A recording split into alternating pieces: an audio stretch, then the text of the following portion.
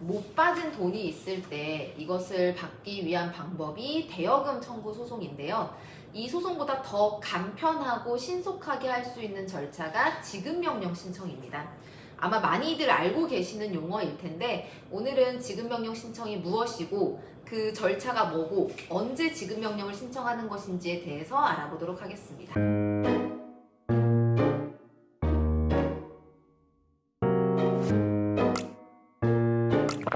먼저 지급명령이 뭔지에 대해서 이야기를 해주세요. 보통 이제 소제기를 하면은 뭐 소유권 이전 등기 청구, 그다음에 뭐 채무 불이운전 확인, 뭐 이렇게 어렵다.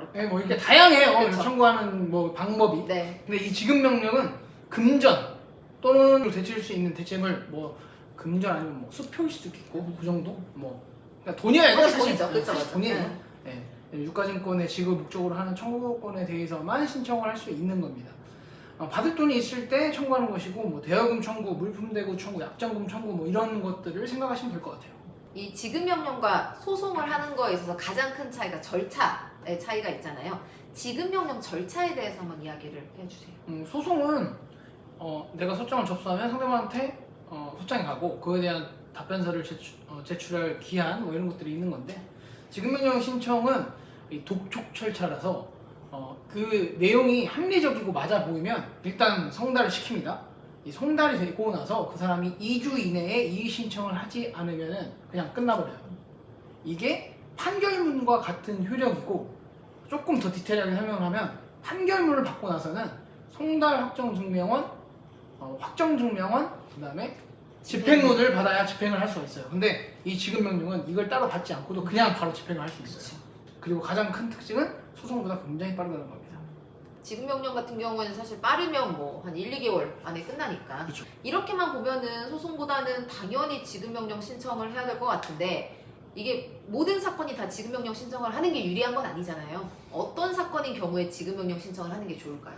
지급명령 신청을 했을 때 지급명령 신청에 대해서 뭔가 방금 말씀하신 것처럼 확정 판결처럼 완결이 되려면 일단 상대방한테 송달이 돼야 됩니다. 그러면 소송 절차에서는 송달이 안 되면 설령 피고 상대방의 주소지를 모를 경우에는 아예 소장에다 주소 불상이라고 써서 소장을 접수시켜도 가능해요.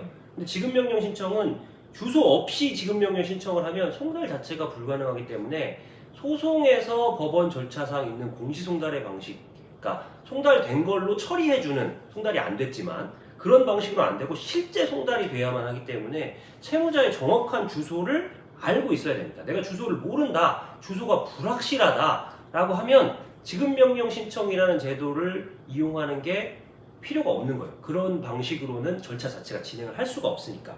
그리고 또 한 가지는 지급명령이 이제 채무자한테 송달이 되면 채무자가 이걸 받았을 때 이의 신청을 할 게 확실하다.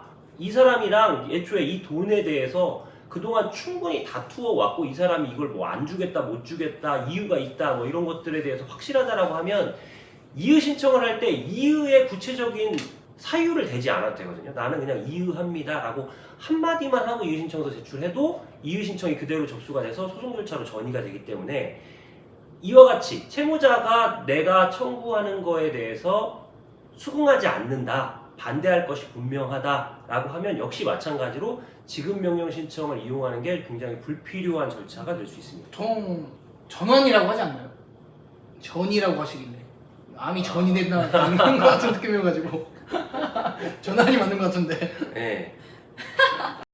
아무튼 소송 절차로 변경돼서 진행이 됩니다. 이의 신청이라는 얘기가 지금 계속 나오고 있는데 채무자 입장에서는 이 지급명령을 받았는데 이거에 대해서 내가 억울하다, 나는 이거를 받아들일 수 없다 하는 경우가 있잖아요. 그런 경우에 이의 신청서를 제출을 하는 거거든요. 문 변호사님 말씀하신 것처럼 굳이 거기에다가 내가 왜 이의 신청을 하는지, 무엇이 억울한지에 대해서 기재하실 필요도 없이 나는 이의 신청을 합니다 라고만 기재해가지고 제출을 하시면 돼요. 근데 여기에서 중요한 거는 기간입니다. 송달을 받고 2주 안에 이의 신청서를 제출하셔야 되고 2주가 지나면은 이 지급명령은 확정이 됩니다. 그래서 간혹 어떤 분들 같은 경우에는 지급명령을 받았는데 이게 뭔지 아예 모르시거나 아니면은 이런 게 왔네? 뭐 말도 안 되는 소리를 하고 있어 하고 무시하시거나 하다가 나중에 이제 본인 통장에 막 압류가 들어온다거나 하면 이제 그제서야 이걸 들고 오시는 분들이 계세요. 그런 경우. 전 사례 중에 그걸 받고 그게 내용이 뭔지도 알았어요. 근데 난 아니야. 속으로.